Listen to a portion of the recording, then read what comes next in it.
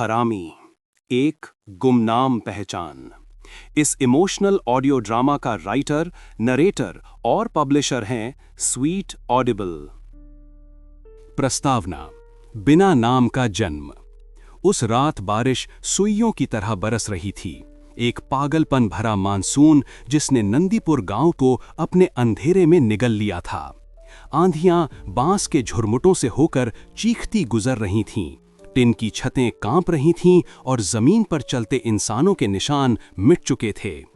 उसी हाहाकार के बीच नदी के किनारे आधे टूटे बरगद के पेड़ के नीचे एक चीख ने रात की खामोशी को चीर दिया।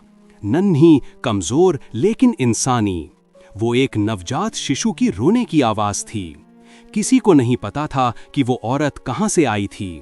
किसी ने कहा शायद अगले जिले की कोई भिखारिन थी। किसी ने फुसफुसाया कोई रंडी होगी जो हाईवे से भटककर यहां तक आ गई। बाकी सब चुप रहे, क्योंकि नंदीपुर जैसे गांव में जिज्ञासा से ज्यादा खामोशी सुरक्षित होती है। अगली सुबह जब बूढ़ी सफाई वाली कावेरी उधर से गुजरी तो उसने उस औरत को मरा हुआ पाया। उसका शरीर ठंडा, भीगा हुआ और कीचड़ से ढका हुआ था, लेकिन बच्चा जिंदा था, बस सांसों की डोर पर टिका, उसकी फटी साड़ी में लिपटा हुआ। कावेरी ने उसे उठाया, उसका चेहरा देखा और बुदबुदाई, अभागा, पाप लेकर आया है, जबकि अभी पाप का मतलब भी नहीं जानता। वो उसे लेकर चौपाल पहुंची। लोग जुट गए, कंधों पर गमछा डाले मर्द, औरतें अपने पल्लू में चेहरे छुपाए फुसफुसाती हुईं।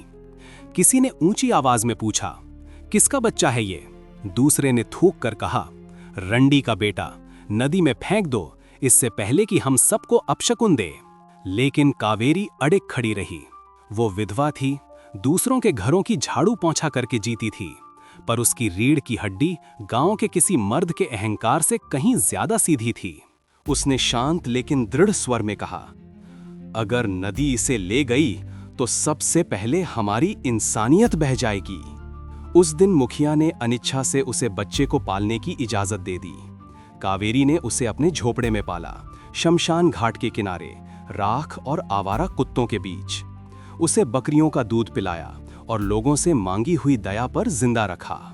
गांव वाले उसे कई नामों से पुकारते थे, नाजायज, भूत का बेटा, हरामी, पर कावेरी ने उसे एक प्यारा नाम दिया, राजू। राजू को कभी नहीं पता चला कि उसके माता पिता कौन थे या वो कहां से आया था, पर हरामी का ठप्पा उसकी परछाई बन गया। कभी कानों में फुसफुसाता, कभी सरेआम चिल्लाता। जब भी वो कावेरी से पूछता, लोग मुझसे नफरत क्यों करते हैं अम्मा, वो मुस्कुराती और कहती, क्योंकि तू उस सांचे में नहीं ढलता बेटा, जिसमें ये दुनिया ढलना चाहती है। तू किसी घर में नहीं, एक तूफान में पैदा हुआ था। और शायद वही वाक्य उसकी जिंदगी की सच्चाई बन गया। अध्याय 1, नंदीपुर की धूल। नंदीपुर एक ऐसा गांव जो गोबर, मिट्टी, बारिश और कहानियों की खुशबू से बसा था।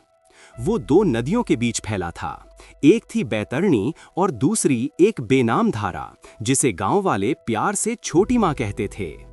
असीम खेतों में भैंसें चरतीं, बिजू के खड़े रहते और कहीं कहीं किसी अधूरे सपने की परछाई झलक जाती। राजू उन्हीं खेतों में नंगे पांव दौड़ता बड़ा हुआ। उसके तलवे कांटों और गरीबी से मजबूत हो गए थे। कावेरी मंदिरों की साफ सफाई करती ताकि दोनों का पेट भर सके। उनकी झोपड़ी एक चमत्कार थी, मिट्टी की दीवारें, छप्पर की छत और दरवाजा जो बूढ़े आदमी की सांस की तरह चरमराता था। 10 साल की उम्र तक राजू ने जीना सीख लिया था। तालाब से मछलियां पकड़ना, मंदिर के प्रसाद से बची रोटियां चुराना और दूसरों की टूटी पतंगे जोड़कर 2-4 पैसे कमाना, यही उसका संसार था। वो कभी शिकायत नहीं करता था। भूख उसका सबसे पुराना दोस्त थी। अक्सर आती, देर तक रहती और बिना कुछ कहे चली जाती। स्कूल दूसरों के लिए था। पर एक दिन गांव के मास्टर हरनाथ ने देखा, राजू स्कूल के बाहर की धूल में उंगली से कुछ लिखने की कोशिश कर रहा है। क्या कर रहा है लड़के? हरनाथ ने पूछा। राजू ने झेंप कर कहा, अपना नाम लिखने की कोशिश कर रहा हूं मास्टर जी। तुझे आता है? राजू ने सिर झुका लिया। किसी ने कभी बताया ही नहीं मेरा असली नाम। उस मासूम जवाब ने हरनाथ के भीतर कुछ पिघला दिया। अगले दिन से उन्होंने राजू को क्लास के पीछे बैठने दिया, नंगे पांव, बिना यूनिफॉर्म, बिना किताबों के। दूसरे बच्चे हंसते, लेकिन हरनाथ की नजर पड़ते ही सब चुप हो जाते। राजू मिट्टी की तरह शब्दों को सोखने लगा। अक्षर उसके खिलौने बन गए, किताबें उसके हथियार। 12 साल की उम्र में वो सब्जियों में लिपटे अखबार के टुकड़े पढ़ने लगा। 14 में कविताएं लिखता, जिन्हें कोई पढ़ता नहीं था। पर बुद्धिमानी अगर गरीब के हिस्से में आए तो अक्सर मुसीबत बन जाती है, क्योंकि ताकतवरों को डर लगने लगता है। गांव के मुखिया का बेटा विक्रम वही सब कुछ था जो राजू नहीं था। अमीर, घमंडी और निर्दयी। वो राजू को गांव की पवित्रता पर दाग मानता था। क्लास में उसे चिढ़ाता, नाम रखता, यहाँ तक कि एक बार उसकी झोपड़ी पर गोबर फेंक दिया। राजू चुप रहा, जब तक कि एक दिन विक्रम ने उसे नदी में धकेलने की कोशिश नहीं की। उस दिन राजू ने पलटकर जवाब दिया। जीता नहीं, पर डूबा भी नहीं। वो एक पल की हिम्मत काफी थी। उस दिन से विक्रम उसका आजीवन दुश्मन बन गया। नंदीपुर की शामें खूबसूरत भी थीं और बेरहम भी। सूरज ताड़ के पेड़ों के पीछे ढल जाता, तालाबों में सुनहरी लकीरें छोड़ जाता। औरतें सिर पर घड़े रखे लौटतीं, मर्द चाय की दुकान पर बीड़ी सुलगाते, बच्चे लाठी और रबर की गेंद से क्रिकेट खेलते। राजू के पास भी कुछ दोस्त थे। छोटू, जो कुम्हार का बेटा था, हकलाता था लेकिन शहर जाने के सपने देखता था।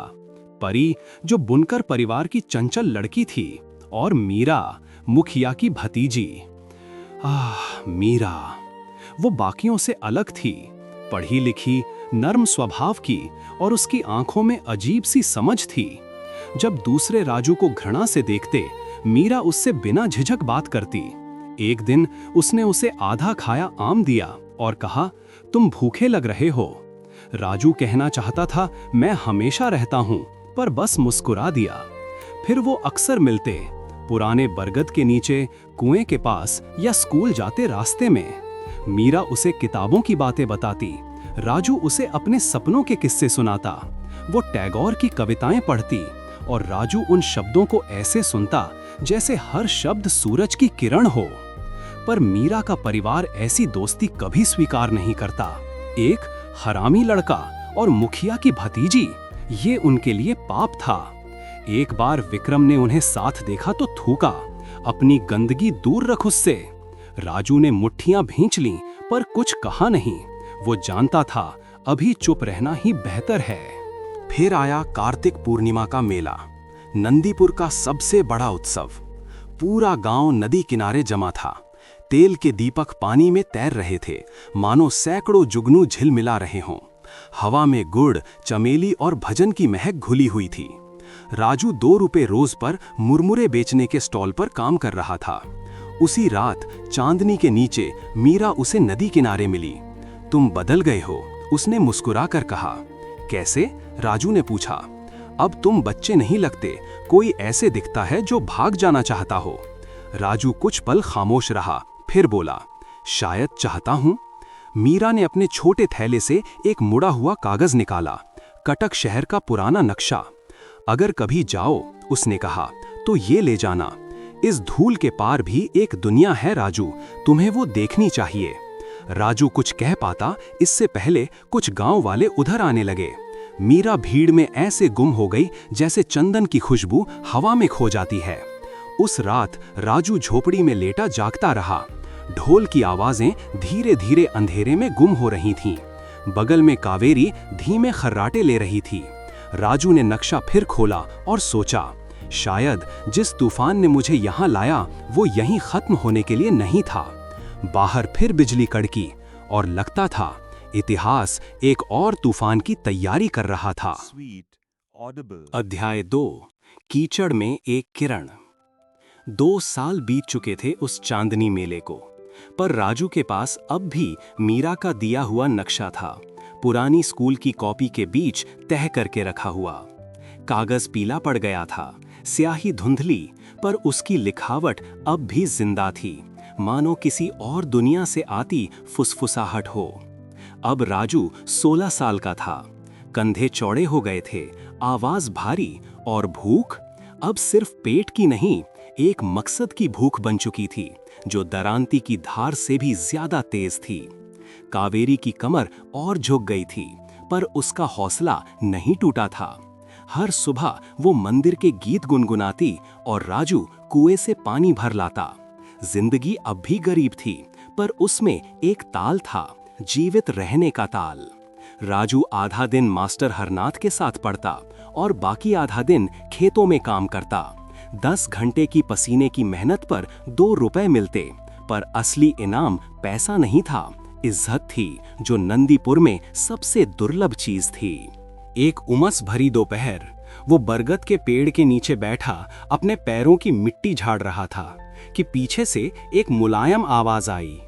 अब भी भागने के सपने देखते हो राजू? वो मुड़ा। मीरा थी। वो कटक से अपनी पढ़ाई पूरी करके लौटी थी। वक्त ने उसकी सुंदरता को और निखारा था। अब उसकी आंखों में आत्मविश्वास था और कहीं भीतर एक हल्की उदासी भी। वो आकर उसके पास बैठी, अपने दुपट्टे से स्कर्ट की धूल झाड़ते हुए। राजू मुस्कुराया। सोचा था शहर की पढ़ी लिखी मीरा हमें गांव वालों को भूल जाएगी। वो हंसी। कैसे भूलूं?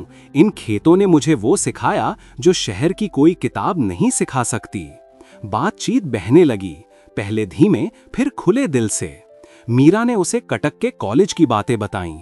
ऊंची इमारतें, जीन्स पहने लड़कियां और वो जो अंग्रेजी बेझिझक बोलती थीं।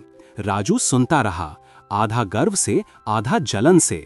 शाम ढलते ढलते मीरा ने उसे एक छोटी नोटबुक दी। अपनी कविताएं इसमें लिखो, कभी ना कभी कोई उन्हें पढ़ेगा, उसने कहा। राजू ने उसे ऐसे थामा जैसे सोना मिल गया हो। उस दिन से वो रातों में लिखने लगा, कीचड़, भूख और शमशान के ऊपर टिमटिमाते तारों पर कविताएं। उसके शब्द किसी ऐसे इंसान के थे जिसने जिंदगी बहुत करीब से देखी थी, पर फिर भी उम्मीद नहीं छोड़ी थी। पर उम्मीद वो जहर है जो जात पात पर टिके समाज में माफ नहीं किया जाता। अफवाहें फैलने में वक्त नहीं लगा। मुखिया की भतीजी उस हरामी के साथ बैठी देखी गई।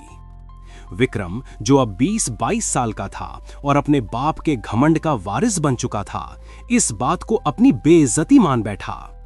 एक शाम जब राजू खेत से घर लौट रहा था, विक्रम और उसके साथी आम के बाग के पास रास्ता रोककर खड़े थे। अरे नाली में पैदा हुआ, अब अमीर घर की लड़की के पीछे भाग रहा है, विक्रम ने ताना मारा। राजू चुपचाप निकलने लगा, पर किसी ने उसकी कॉलर पकड़ ली। 2-4 अंग्रेजी के शब्द पढ़ लिए तो अपने बराबर समझने लगा। और फिर राजू का हाथ खुद ब खुद उठा, मुट्ठी सीधी जाकर विक्रम के जबड़े पर लगी। वो धूल में गिर पड़ा। कुछ पल के लिए सब सन्न रह गए, फिर चारों ओर से लात खूंसे बरसने लगे। जब तक सब खत्म हुआ, राजू जमीन पर पड़ा था, लहू लुहान, और उसकी कविता वाली नोटबुक 2 टुकड़ों में फटी पड़ी थी। उस रात जब वो लंगड़ाता हुआ कुएं के पास पहुंचा, मीरा वहीं इंतजार कर रही थी। उसने अपना दुपट्टा फाड़कर उसके जख्म बांधे। उसके हाथ कांप रहे थे। वो लोग तुझे कभी माफ नहीं करेंगे, उसने कहा। राजू ने दर्द के बीच मुस्कुराकर कहा, तो रहने दो, कम से कम याद तो रखेंगे। अगली सुबह विक्रम का बाप थाने पहुंच गया। कावेरी गिड़गिड़ाई, रोई, पर सिपाही ने बस इतना कहा, अपने लड़के को समझा दो, नहीं तो गायब कर देंगे। डर पहली बार उनकी झोपड़ी में धुएं की तरह घुस आया। राजू ने पहली बार महसूस किया अकेलेपन का असली वजन क्या होता है। कुछ हफ्तों बाद गांव में खबर फैली, मीरा की सगाई हो गई है। लड़का भुवनेश्वर का सरकारी अफसर था। गांव खुशी से झूम उठा और राजू की दुनिया चुपचाप ढह गई। शादी से 1 रात पहले वो आखिरी बार आई। चांद बादलों में छिपा था। दोनों फिर उसी बरगद के नीचे मिले जहां सब शुरू हुआ था। मैं कल जा रही हूं, मीरा ने कहा। मालूम है, कुछ कहोगे नहीं? राजू ने उसकी आंखों में देखा। कहने को क्या रह गया?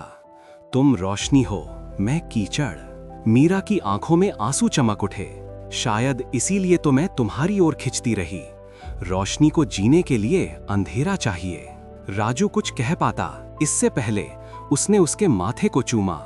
एक विदाई जो आग की तरह जल गई। फिर वो चली गई। उसकी पायल की आवाज धीरे धीरे रात में खो गई, जैसे कोई याद फीकी पड़ जाती है। सुबह होते ही ढोल बजे। मीरा की शादी हो रही थी और उसी वक्त राजू ने अपनी फटी हुई नोटबुक आंगन में जलाकर राख कर दी।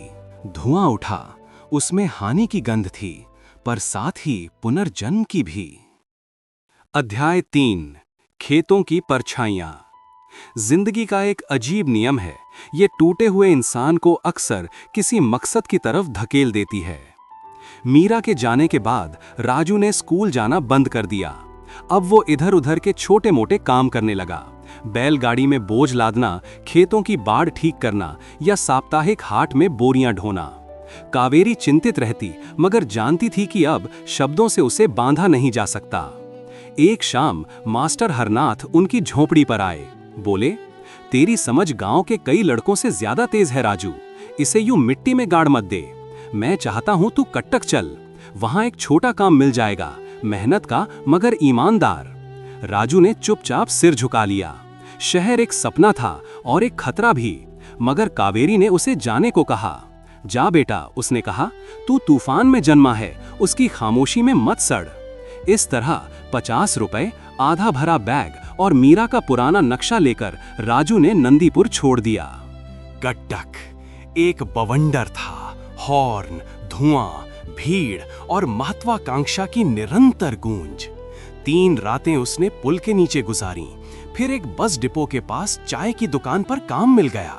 दुकानदार नसीर चचा थे, जिनकी आंखों में दया थी और आवाज में ठहराव। सर नीचे रख, मेहनत कर, शहर तुझे भूखा नहीं मारेगा, उन्होंने कहा। राजू ने वही किया। वो गिलास धोता, चाय परोसता और शहर की लय सीखता गया।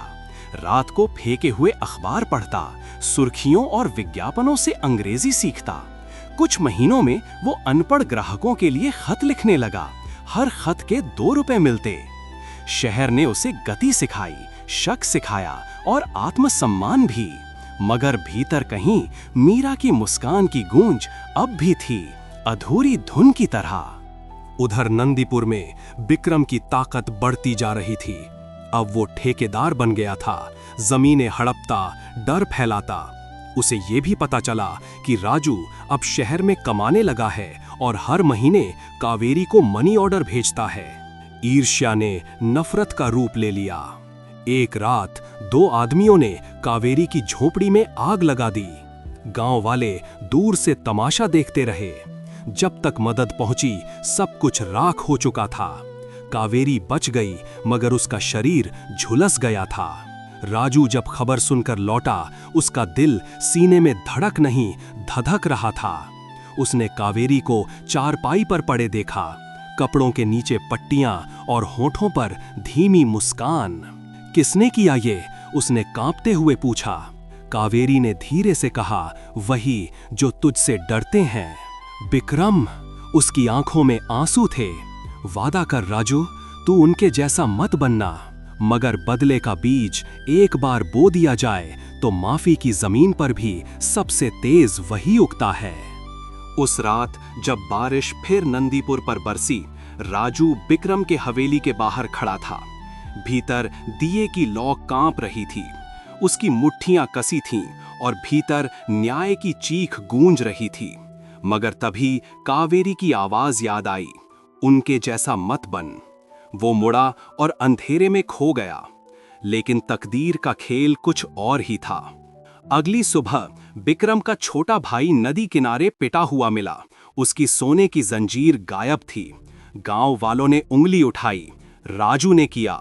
पुलिस आई और उसे पूरे बाजार में घसीटते हुए ले गई। राजू चिल्लाता रहा, मैंने कुछ नहीं किया। मगर इस दुनिया में जहां उसका जन्म ही अपराध माना जाता था, वहां उसकी बात कौन सुनता। 3 रातें उसने लॉकअप में काटी, जख्मी मगर टूटा नहीं। जब सबूत ना मिले और पुलिस ने छोड़ा, तो उसके भीतर कुछ हमेशा के लिए कठोर हो गया था। शहर लौटने से पहले वो एक आखिरी बार उसी बरगद के पेड़ के पास गया जहां कभी उसका जन्म हुआ था। नदी पर सूरज ढल रहा था और हवा में वही पुराना सन्नाटा तैर रहा था। उसने फुसफुसाकर कहा, तूने मेरी माँ ली, मेरा प्यार लिया, मेरा सुकून भी, अब और क्या चाहता है? हवा ने कोई जवाब नहीं दिया, बस एक ऐसी चुप्पी छोड़ी जो दिल को दबोच ले। राजू ने एक क्षितिज की ओर देखा, जहां रेल की पटरियां शहर की रोशनी में गुम हो रही थीं। धीरे से बोला, ठीक है, जब मेरे भीतर का तूफान अपना नाम पाएगा, मैं लौटूंगा। और फिर वो चल पड़ा। वो लड़का जिसे कभी नाजायज कहा गया, अब अपने अतीत से भाग नहीं रहा था, बल्कि उस हिसाब की ओर बढ़ रहा था जो तकदीर ने उसके लिए लिखा था। अध्याय 4। जब सपने खून बहाएं। कट्टक की रातें कभी शांत नहीं रहीं। वो रिक्शा की घंटियों, बसों के हॉर्न और उन हजारों ख्वाबों की बेचैनी से गूंजती थीं जो सुबह से पहले जी लड़ते थे। अब 20 साल का हुआ राजू उस ऑर्केस्ट्रा का एक सुर बन चुका था। वो नसीर चाचा की दुकान पर काम नहीं करता था, शहर की अदृश्य सीढ़ी पर एक सीढ़ी ऊपर चढ़ गया था। एक छोटी कुरियर कंपनी में ऑफिस बॉय बनकर वो पत्र और पार्सल उन गलियों में पहुंचाता था जिनमें पसीने, पेट्रोल और मौकों की बदबू मिलती थी। उसने स्टेशन के पास एक जर्जर कमरा किराए पर लिया था। एक फटा खिड़की, एक जंग लगा पंखा और एक सपना जो अभी तक जिंदा था। हर रात आखिरी पार्सल पहुंचाने के बाद वो खिड़की के पास बैठकर जो कुछ मिल जाता पढ़ता, अखबार, उधार ली हुई किताबें या सड़क पर पड़े पुराने पैम्फलेट। अंग्रेजी के शब्द उसके लिए अब भी स्वाद थे, उम्मीद का स्वाद। पर अंदरूनी तूफान कभी चैन नहीं पाता था। कावेरी की वो नाजुक तस्वीर सिर पर मंडराती रही, उसके जलते हुए चीरे और फुसफुसाई हुई गुजारिश कि उन जैसे मत बनना। राजू ने ये वादा किया था, पर दर्द सुनने में बड़ा कमजोर था। एक शाम जब वो दफ्तर में पार्सल सॉर्ट कर रहा था, काउंटर पर एक लड़की आई। सादी सुलग पोशाक, थकी हुई आंखें और शांत आवाज। मुझे ये भुवनेश्वर भेजना है। उसने लिफाफा रखा। उसका नाम बाद में पता चला, निशा। पास के किसी दफ्तर में टाइपिस्ट का काम करती थी। धीरे धीरे उनकी राहें अक्सर मिलीं, चाय की ठेली पर, किताबों की दुकान में, बस स्टॉप पर। वो मीरा जैसी नहीं थी, ना वो चमक दमक वाली थी, ना चमेली की खुशबू वाली। निशा लोहे की तरह थी, मजबूत, साधारण और गर्म। वे शाम की चाय बांटने लगे। उसने उसके गांव, उसके जख्मों और उसके सपनों के बारे में पूछा। उसने सब कुछ बता दिया, सिवाय उस हिस्से के जहां उसका दिल अब भी किसी शादीशुदा महिला के लिए छलनी होता था। कभी कभी जब वो हंसती, राजू को उस दर्द में आराम सा मिलता। उसने फिर से लिखना शुरू कर दिया, छोटे छोटे शहर के काव्य, उन लोगों की कहानियां जो चुपचाप प्यार करते और जोर जोर से खो देते। निशा ने उसे स्थानीय साप्ताहिक में छपवाने को कहा। तुम्हारे अंदर आग है, उसने कहा, इसे क्यों छिपाते हो? पर राजू निश्चय नहीं कर पाया कि क्या दुनिया उस आदमी की लिखी बातें पढ़ने के लिए तैयार थी जिसने अपने पिता का नाम तक ना जाना हो। कुछ महीनों बाद तकदीर ने फिर परीक्षा ली। एक बरसाती रात उसे नंदीपुर से तार मिला। कावेरी की हालत गंभीर है, जल्द आओ। वो सब कुछ छोड़कर पहली ट्रेन पकड़ बैठा। जब पहुंचा, मानसून गांव को कीचड़ के सागर में बदल चुका था। कावेरी बांस की चारपाई पर पड़ी थी, सांस लेने में मुश्किल हो रही थी। उसकी आंखें चमकीं जब उसने राजू को देखा। राजू, उसने फुसफुसाया, मैं तुझ पर गर्व करती हूं। ऐसी बातें मत करो, तुम ठीक हो जाओगी। वो धीमी मुस्कान के साथ बोली, शायद, पर अगर मैं चली गई तो एक वादा कर देना। क्या? उन्हें माफ कर देना। वो चिल्लाना चाहता था, कैसे, पर उसके हाथ ने उसके हाथ को कसकर थामा और फिर बारिश की गरज के बीच उसकी पकड़ ढीली पड़ गई। कावेरी, जिसने कभी उसे केवल बेटा कहा था, चली गई। अगली सुबह उसकी अंत्येष्टि के लिए गांव जुट गया। विक्रम दूरी पर खड़ा था, हाथ जोड़कर, चेहरा कठोर। राजू ने उसकी ओर देखा भी नहीं, पर उसकी आंखों का जोश चिता की लपटों से भी ज्यादा तेज चल रहा था। कर्मकांड के बाद राजू ने कावेरी की कुछ चीजें बांधी। एक पीतल का कटोरा, फटी साड़ी और एक छोटा लॉकेट जिसे उसने कभी नहीं देखा था। लॉकेट के अंदर एक फीकी तस्वीर थी, एक जवान आदमी औरत की तस्वीर। पीछे लिखा था, कावेरी के नाम एक ही ओर से। वो घंटों उसे घूरता रहा। क्या ये उसका पिता था, उसकी माँ? ये सवाल उसके दुख से भी ज्यादा उसकी आत्मा को चीर रहे थे। उसी शाम वो बिना किसी से विदा लिए नंदीपुर छोड़ गया। बस में बैठते हुए उसने खेतों, बरगद और नदी की ओर देखा और फुसफुसाया, तुमने उसे भी छीन लिया, तुम्हें सबका हिसाब देना होगा। वो बच्चा जो एक समय शांति चाहता था, अब ताकत का भूखा बन चुका था। अध्याय 5 पेट में आग। कट्टक लौटते ही राजू का दुख उसके लिए ईंधन बन गया। वो लंबे घंटे काम करने लगा, नाइट शिफ्ट लेने लगा और हर रुपए को बचाने लगा। उसका बॉस उसकी मेहनत देखकर प्रभावित हुआ और उसे सुपरवाइजर बना दिया। 2 साल में ही वो कंपनी के आधे कामकाज का प्रबंध करने लगा। लेकिन महत्वाकांक्षा कभी संतुष्ट नहीं होती, ये नियंत्रण चाहती है।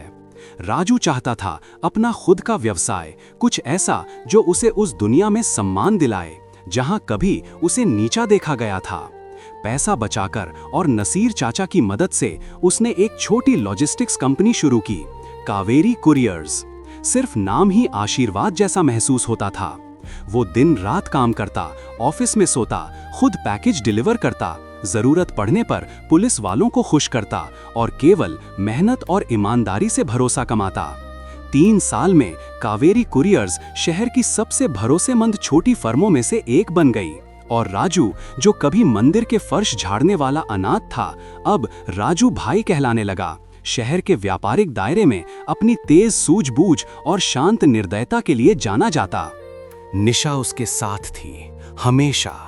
वो उसकी अकाउंटेंट, सहारा और अनकही मोहब्बत बन गई। उनका रिश्ता किसी फैंटेसी पर नहीं, बल्कि संघर्ष और जीवित रहने पर बना था। एक शाम जब वे ऑफिस बंद कर रहे थे, निशा ने कहा, तुमने साम्राज्य बना लिया राजू, अब आराम करने का समय नहीं है। राजू हल्की मुस्कान के साथ बोला, आराम सिर्फ उनके लिए है निशा, मेरे पास सिर्फ यादें हैं। वो उसका हाथ पकड़ना चाहा, पर रुकी। कभी कभी सबसे ताकतवर आग भी उस इंसान को जला देती है जो उसे बहुत देर तक पकड़े रहता है। राजू चुप रहा। उसकी आंखें उस सुबह के अखबार के शीर्षक पर टिकी थीं।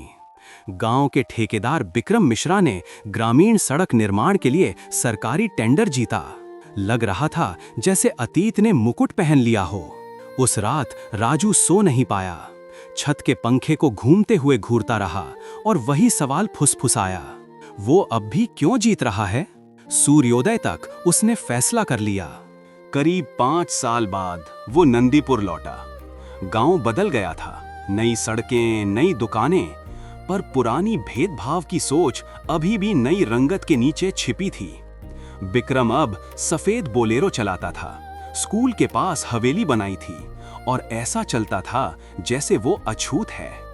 जब राजू बाजार से गुजरा, काना फूसी हुई, देखो हरामी वापस आया और अब अमीर है। सबसे पहले उसने मास्टर हरनाथ से मुलाकात की, वो अकेला आदमी जिसने अब भी उसे गर्मजोशी से सलाम किया। राजू, तुमने अच्छा किया, बूढ़े मास्टर ने कहा, पर यहाँ क्या लाया है? राजू हल्की मुस्कान के साथ बोला, शायद करीबी। उस शाम उसने कावेरी के पेड़ के नीचे उसकी कब्र पर फूल चढ़ाए। मैं तुम्हारे शब्द नहीं भूला माँ, उसने धीरे से कहा, पर माफ करना, ये रास्ता मुझे नहीं आता। बिक्रम के आदमी उसकी मौजूदगी देखकर बॉस को खबर दे गए। अगले दिन बिक्रम खुद राजू के लॉजिंग पर आया, घमंडी मुस्कान जैसी की वैसी। अच्छा, देखो कौन आया, उसने कहा। वो हरामी जिसने सोचा था वो व्यापारी बन सकता है। राजू ने प्रलोभन में नहीं फंसा। अब भी मुझसे डरते हो बिक्रम? डरते? बिक्रम हंसा। किस चीज से? तुम्हारे पास पैसे हैं, पर मेरे पास ताकत है। याद रखो, ये मेरा गांव है। राजू शांत रहा। अभी नहीं। उनकी आंखें टकराईं, 2 तूफान चुप्पी में भिड़े। उस रात राजू ने कुछ पुराने किसानों से मुलाकात की। बिक्रम के ठेके के तहत परेशान हुए मजदूर, धोखा खाए सप्लायर। वे कटुता, डर और थकान के साथ बोले। राजू ने सुना और योजना बनना शुरू हुई। अगले कुछ हफ्तों में उसने शहर में अपने नेटवर्क का इस्तेमाल किया। विक्रम की भ्रष्टाचार की चादर खोलने के लिए जाली बिल, नकली टेंडर, अवैध जमीन सौदे। निशा ने मदद की, पत्र लिखे, सबूत जमा किए और जिला कलेक्टर को गुमनाम दस्तावेज भेजे। जल्द ही स्थानीय अखबार ने नंदीपुर को हिला देने वाला शीर्षक छापा, ठेकेदार पर धोखाधड़ी की जांच, संपत्तियां जब्त। विक्रम का घमंड रातों रात चूर हो गया। उसे राजू पर शक था, पर सबूत नहीं। जो लोग पहले उससे डरते थे, वे उसके पतन की बात फुसफुसाने लगे, प्रार्थना की तरह। राजू में जश्न नहीं मनाया। वो उस शाम नदी किनारे बैठा रहा, सूर्यास्त का प्रतिबिंब देखते हुए। न्याय को मीठा लगना चाहिए था, पर उसका स्वाद राख जैसा था। निशा, जो साथ थी, धीरे से बोली, तुम जीत गए राजू। राजू ने सिर हिलाया, नहीं, मैंने बस दुनिया को एक अलग तरह से कुरूप कर दिया। पहली बार निशा ने उसकी आंखों में आंसू देखे। वो बदला जीतने या हारने के लिए नहीं रो रहा था, बल्कि उस बच्चे के लिए रो रहा था जो अभी भी उस बरगद के पेड़ के नीचे मोहब्बत, माफी और शांति की राह देखता था। उस रात जब वो जाने की तैयारी कर रहा था, उसने पीछे कदमों की आवाज सुनी। विक्रम था, अस्त व्यस्त, गुस्सैल। तुमने मुझे बर्बाद कर दिया। विक्रम गरज उठा, तुम ये पछताओगे। राजू हिला नहीं। मैंने तुम्हें बर्बाद नहीं किया, तुम खुद लंबे समय पहले बर्बाद हो गए थे, जब भूल गए कि इंसान होना क्या होता है। विक्रम ने चाकू के साथ झटका दिया। लड़ाई हुई, हिंसक, बेबस। संघर्ष में विक्रम पीछे हटते हुए सिर से पत्थर से टकराया। वो बेहोश गिर पड़ा। राजू जड़ा रह गया, फैलते हुए रक्त को घूरते हुए। अंदर का तूफान शांत हो गया, शांति के कारण नहीं, बल्कि भय के कारण। वो चाकू गिरा, बारिश में भागा और अंधेरे में खो गया। पीछे रह गया केवल सवाल, क्या वो वही बन गया था जिसकी कावेरी सबसे ज्यादा डरती थी? सुबह तक विक्रम जिंदा था, पर बुरी तरह घायल। उसने पुलिस को बताया कि राजू ने हमला किया। जब वे राजू के लॉजिंग पहुंचे, वो गायब था। सिर्फ एक नोट था मेज पर। मैंने उसे नहीं मारा, पर शायद जो मैं कभी था वो मर चुका है। अध्याय 6, हरामी की वापसी। कुछ महीने बीत गए जब राजू नंदीपुर से गायब हुआ। अफवाहें मानसून की हवाओं से भी तेज फैल गईं। किसी ने कहा वो कलकत्ता भाग गया, किसी ने फुसफुसाया कि उसे मारकर नदी किनारे दफन कर दिया गया। लेकिन शहरों की आदत होती है, आदमी को निगल लेना और फिर बदल कर वापस उगल देना। राजू फिर प्रकट हुआ भुवनेश्वर में, बाल छोटे कटे, आंखें ठंडी और विजिटिंग कार्ड पर नया नाम लिखा, राज के Mishra, director, Kaveri logistics private limited. पैसे ने उसे वैधता दिला दी, पर शांति नहीं। हर सफलता की मीटिंग, हर अखबार की खबर, हर सरकारी अधिकारी के साथ हाथ मिलाना उसे केवल एक सच याद दिलाता, उसने अपना साम्राज्य केवल महत्वाकांक्षा से नहीं बल्कि गुस्से से बनाया। उसने अपनी मेज पर कावेरी की तस्वीर रखी और दराज में बंदूक रखी, पर पता नहीं कौन सच में उसकी रक्षा करती थी। एक शाम जब वो ऑफिस छोड़ रहा था, उसने गेट पर एक परिचित चेहरा देखा, निशा। वो चिंतित दिख रही थी। तुम सबको टाल रहे हो राजू? मुझे चुप्पी चाहिए थी, उसने कहा। चुप्पी या भागना? राजू कुछ नहीं बोला। वो पास आई। तुम खुद को सजा नहीं दे सकते सिर्फ इसलिए कि तुम बचे हो। जो हुआ वो तुम्हारी गलती नहीं थी। राजू ने उसकी आंखों में लंबा समय देखा, फिर धीरे से कहा, गलती गायब नहीं हो जाती सिर्फ इसलिए कि कोई इसे साबित नहीं करता। निशा ने आह भरी। तो क्या करोगे? भागते रहोगे? शायद वापस जाऊं, सब कुछ ठीक से खत्म कर दूं। उसने उसका हाथ पकड़ लिया। क्या खत्म करना? बदला? मोक्ष? दोनों, उसने कहा और हाथ छुड़ा लिया। उस रात वो देर रात की बस में नंदीपुर गया। अब वो गरीब छोड़े गए बच्चे के रूप में नहीं, बल्कि उस आदमी के रूप में जो अपने भूतों का सामना करने को तैयार था। गांव ने उसे वही संदेह भरी नजरों से देखा, पर इस बार संदेह भी पैसों के सामने झुक गया। बच्चों ने फुसफुसाया, देखो ये राजू भाई है। बुजुर्ग सावधानी से सिर हिलाए। नए पंचायत प्रमुख ने आगे बढ़कर मुस्कुराया, अनुकूलता जताने को तत्पर। राजू ने नदी के पास पुराने बंजर जमीन का सौदा किया, वही जगह जहां कावेरी कभी लकड़ी इकट्ठा करती थी, और घोषणा की कि वो उसके नाम पर एक स्कूल बनाएगा। इस कदम की सभी ने सराहना की, पर तालियों के पीछे डर छिपा था। हर कोई उस रात को याद कर रहा था जब विक्रम लगभग मर ही गया था। विक्रम अब भी आंशिक रूप से घायल और आधा अपंग अपनी हवेली में छिपा रहा।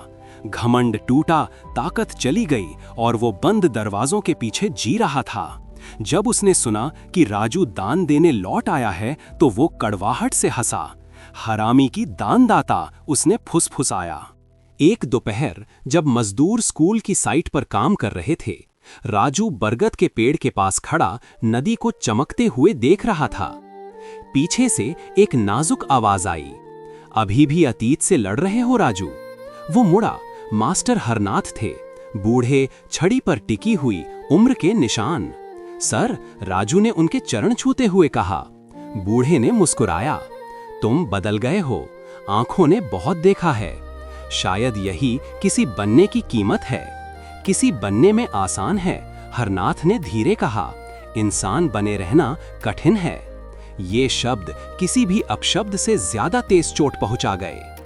उस रात जब कई महीनों की सूखी अवधि के बाद बारिश लौट आई, राजू बाजार की गलियों से चला। गीली मिट्टी की खुशबू, भुने मूंगफली की सुगंध, मंदिर की घंटियां और लोगों की फुसफुसाहट, जो तय नहीं कर पाए कि उसे पूजें या डरें। वो हवेली के गेट से गुजरा जहां 2 गार्ड छतरियों के नीचे खड़े थे। खिड़की की पर्दे के पीछे एक परछाई, विक्रम, देख रहा। अतीत और वर्तमान फिर से आंखों में आंखें मिला रहे थे, कांच और तूफान के बीच। अध्याय 7, खून, विश्वासघात और नदी। मध्य रात्रि के समय तूफान टूट पड़ा। राजू अपने गेस्ट हाउस में सो रहा था जब दरवाजे पर जोर से धमाका हुआ और वो जाग उठा। हवा भरा चौकीदार चिल्लाया, साहिब, नया स्कूल जल रहा है। वो बारिश में दौड़ा। आग ऊंची उठ रही थी, ताड़ के पेड़ों से ऊपर, काले आकाश के खिलाफ लाल। गांव वाले इकट्ठा हुए, चिल्ला रहे थे, बाल्टी की कतारें बना रहे थे। राजू ने भीड़ में शामिल होकर धुएं में खांसते हुए बच्चों को गिरते हुए बीमों से बचाया।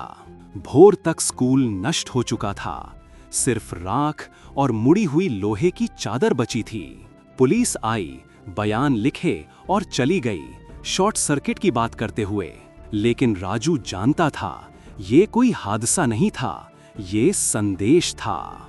उस दिन बाद में उसे दरवाजे के नीचे फेंका हुआ एक मुरझाया नोट मिला। तुमने मुझसे सब कुछ छीन लिया, अब मैं तुम्हें वही लौटा रहा हूं। राजू ने कागज को रौंद दिया।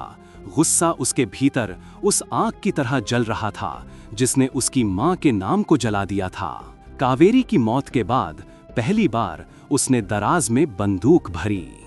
उस रात वो अकेला विक्रम की हवेली की ओर चला। बिजली चमकी, जैसे स्वर्ग भी इस हिसाब किताब को देखना चाहता हो। वो दरवाजे खुले और गार्ड गायब पाए। घर अंधेरा था, सिर्फ एक ही दीपक अंदर जल रहा था। विक्रम व्हीलचेयर में बैठा खिड़की की ओर देख रहा था। बिना मुड़े कहा, मुझे पता था तुम आओगे। राजू की आवाज धीमी थी, स्कूल क्यों जलाया? विक्रम सूखी हंसी में बोला,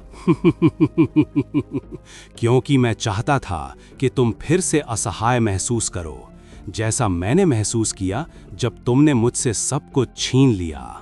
राजू एक कदम और बढ़ा, बारिश उसकी कोट से टपक रही थी। तुमने काफी जिंदगी नष्ट कर दी, ये आज खत्म होता है। विक्रम ने धीरे धीरे सिर घुराया, उसकी आंखें थकी हुई थीं, लगभग विनती करती, तो कर दो, मुझे मार दो, यही हरामी करते हैं, है ना? राजू जड़ हो गया। ये शब्द उसके लिए बाहर के तूफान से भी अधिक भारी था। उसने बंदूक उठाई, लेकिन यादें आईं, कावेरी के कांपते हाथ, हरनाथ की नरम चेतावनी और चांदनी में मीरा की मुस्कान। उसने बंदूक नीचे कर दी। मैं तुम नहीं हूं, उसने फुसफुसाया। जैसे ही वो जाने लगा, विक्रम चिल्लाया, कायर, तुम हमेशा वही रहोगे जो तुम पैदा हुए थे। एक गलती। बंदूक चली। ना तो किसी ने देखा कि ट्रिगर किसने खींचा। कुछ घंटे बाद जब पुलिस आई, विक्रम मृत मिला, छाती में गोली लगी। राजू पास बेहोश पड़ा था, उसकी बांह पर खून। बंदूक उनके बीच मिली। सुबह तक खबर फैल गई, बिजनेसमैन राज के मिश्रा हत्या के आरोप में गिरफ्तार। नंदीपुर जागा, विभाजित होकर। आधा मानता था वो दोषी है, आधा मानता था कि उसे फंसाया गया। निशा भुवनेश्वर से दौड़ी आई, आंखें रोने से सूजी हुई। जब उसने उसे लॉकअप में देखा तो फुसफुसाई, मुझसे कहो कि तुमने ये नहीं किया। राजू ने बारों के पीछे उसकी आंखों में देखा। मैं चाहता था, पर मैंने नहीं किया। तो किसने किया? उसने सिर हिलाया। शायद इस बार किस्मत ने ट्रिगर खींचा। बाहर बारिश के साथ नदी उफान पर थी, जल रही स्कूल की राख को समुद्र की ओर बहा रही थी। उपसंहार, वो लड़का जो मरना नहीं जानता था। कई महीने बाद अदालत ने मामला खारिज कर दिया, सबूतों की कमी के कारण। राजू स्वतंत्र होकर बाहर निकला, पर आजादी जंजीरों से भी भारी लग रही थी। वो फिर से बरगद के पेड़ के पास लौटा। बनाए गए स्कूल को उसके पास फिर से खड़ा किया गया था, आंशिक रूप से अधूरा। बच्चे कीचड़ में खेल रहे थे, उनकी हंसी कल की भूतों को चीर रही थी। निशा उसके पास खड़ी थी। तुम फिर से शुरू कर सकते हो, उसने कहा। राजू ने नदी की ओर देखा। अगर तुम कभी रुक नहीं सकते तो क्या फिर से शुरू कर सकते हो? उसने कुछ उत्तर नहीं दिया, सिर्फ कावेरी का लॉकेट उसकी हथेली में रखा। मैंने इसे पुलिस फाइल में पाया, उसने कहा। तुम्हें इसे रखना चाहिए। राजू ने लॉकेट खोला और फीकी तस्वीर को घूरा, वही जो वर्षों पहले थी। लेकिन इस बार उसकी नजर एक छोटी सी लिखावट पर गई, निचले कोने में, लगभग अदृश्य। हमारे बेटे राजू के लिए, A&K से। दुनिया झुकी, उसके हाथ कांपने लगे। ये लॉकेट कावेरी के गुप्त प्रेमी का तोहफा नहीं था, ये उसके असली माता पिता का था, चाहे वे जो भी हों। कावेरी जन्म से उसकी मां नहीं थी, वो महिला थी जिसने उसे पाया, पर शायद हमेशा सच जानती थी। वो क्षितिज की ओर देखा, जहां नदी आसमान से मिलती थी, और फुसफुसाया, तो मैं असल में कौन हूं? हवा ने उत्तर दिया, चुप्पी। वही चुप्पी जिसने दशकों पहले उस बरगद के पेड़ के नीचे उसकी पहली चीख सुनी थी। वो निशा की ओर मुड़ा। मुझे उन्हें ढूंढना होगा। किसे ढूंढना? मेरा अतीत, उसने कहा, लॉकेट अपनी जेब में डालते हुए। शायद तब मैं खुद को पालूं। अगली सुबह वो ट्रेन में बैठा, उत्तर की ओर, गंतव्य अज्ञात। सीटी ने खेतों में नंदीपुर की नदी किनारों से होते हुए उन लोगों के दिलों में गूंज फैलाई जिन्होंने उस लड़के को याद रखा जो बिना नाम के पैदा हुआ था। जैसे ही ट्रेन धुंध में गायब हुई, गांव की चाय की दुकान से एक आवाज फुसफुसाई, वो वापस आएगा, तूफान हमेशा लौटते हैं। हरामी, एक गुमनाम पहचान। सुनने के लिए धन्यवाद। इस इमोशनल ऑडियो ड्रामा का राइटर, नरेटर और पब्लिशर है स्वीट ऑडिबल।